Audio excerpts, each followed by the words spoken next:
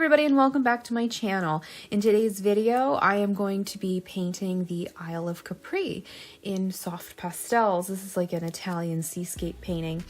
And the soft pastels that I'm using here for this video are the Blick Artist Soft Pastels.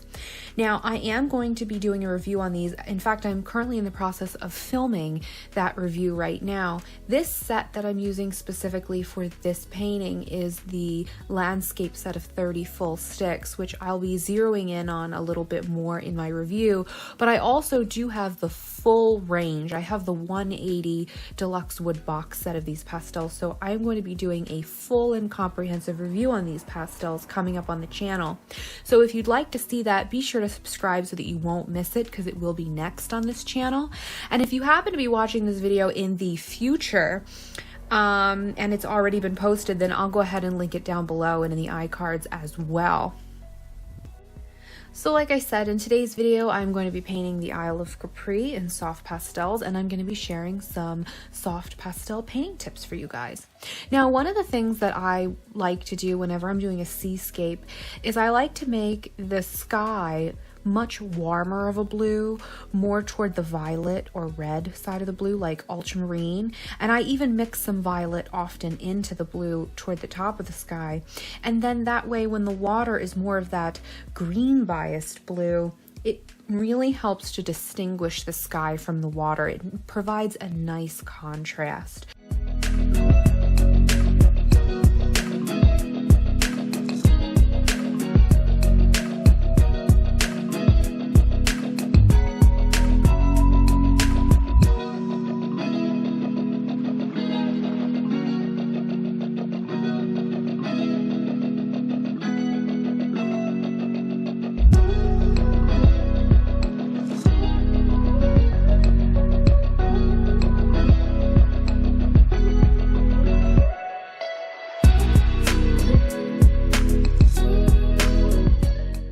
So in general, working in the water, I'm just blocking in some of the general shapes that I see represented within the water. It helps if you don't think of it as a body of water, but rather just try and mimic the shapes that you see. That way you kind of simplify it, because a lot of the time I think it can be difficult to render if you look at it as water. Just try and break it down into some simple basic shapes that you see. That way it kind of tricks your brain into representing it more accurately. Now for the mountains, I started off by blocking in colors of purple, blue, green, and varying shades of brown. I definitely don't want to make that mountain in the back all one solid color, but I don't want it to be too highly detailed either, because it's too far away for you to see a lot of detail. I'm actually using quite a bit of the violet in the background, and that's because I want it to not only be very chromatic and lovely, but I want it to appear much colder, since that's the way that your eyes would see things. It's going to be colder farther away, warmer as it comes forward. So that's one little trick that you can do in your artwork as well.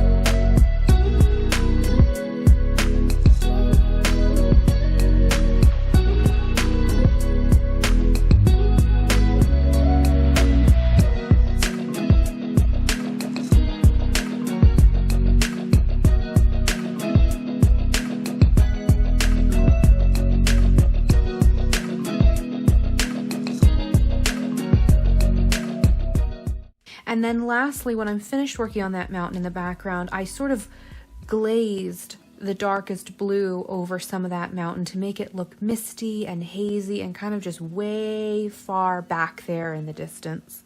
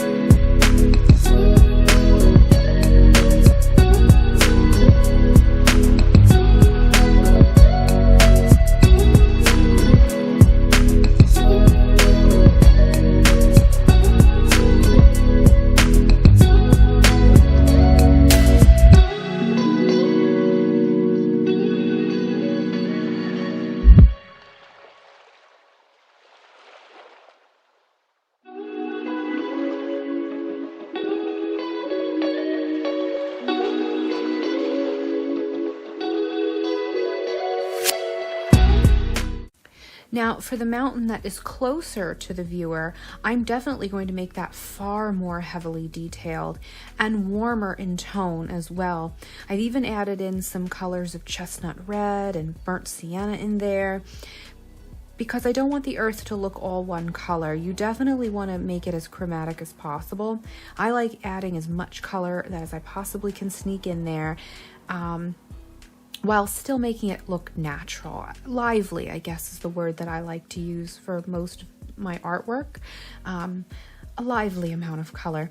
And I even played around with the contrast of like an olive green and some of that chestnut red in that mountain, because I really wanted it to pop quite a bit.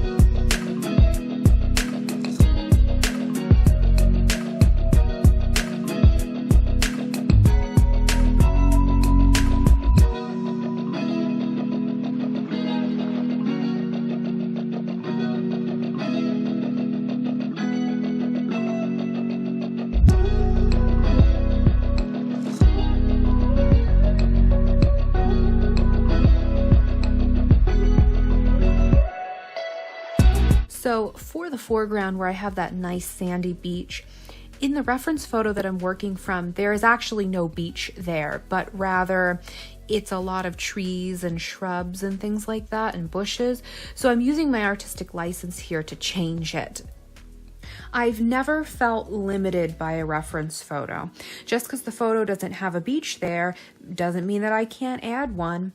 I think it's much improved over the foliage that was there. And plus now it's unique. I've made it my own in this way by implementing this change. And I'm really much more happy with it. You don't have to add something just for the sake of adding it, just because it's in your photo. You're an artist. You get to decide what you put in and what you leave out. Some tips on the sand. The shoreline is almost always going to be darker, especially when the waves are coming in, because that sand is wet there and cooler in tone, in color temperature. I never make the sand one solid color either. I've layered in some blue from the sky, some golden ochre, and even some burnt sienna in there in some select places. Now when I come in and add the white to look like the sea foam, the waves crashing on the shore, I want to be sure that I'm not drawing any straight lines, because that is not going to look natural. And I'm being sure to mimic the texture of the foam by adding little dots here and there, making sure that I'm not, just drawing one solid line of white. Lost and found edges are perfectly okay here. And I'm blending some of the foam away. I'm blending some of that white to look more like that thin, transparent layer of foam that you would get in some places, but more opaque in others, especially where it's really crashing against the rocks or against the shore, and following the direction that the water is flowing in. That is very, very important. This is where having two variations of the white really comes in handy. If you have a more transparent pigment white, like a zinc white, and you also have a titanium white pastel, that can help you get the different effects of the foam being more translucent in some places, more solid in others. Or if you have a harder pastel like a Rembrandt, and then your Schmincke white, if you come in with that one, Schmincke's are the softest pastels in the world, then because the harder pastel isn't going to be depositing as much color, you'll just get a more transparent appearance, I think. And by saving that Schmincke white just for the boldest highlights at the end, you'll really get a nice pop of color that way. Or rather, a really nice, bold, punchy highlight.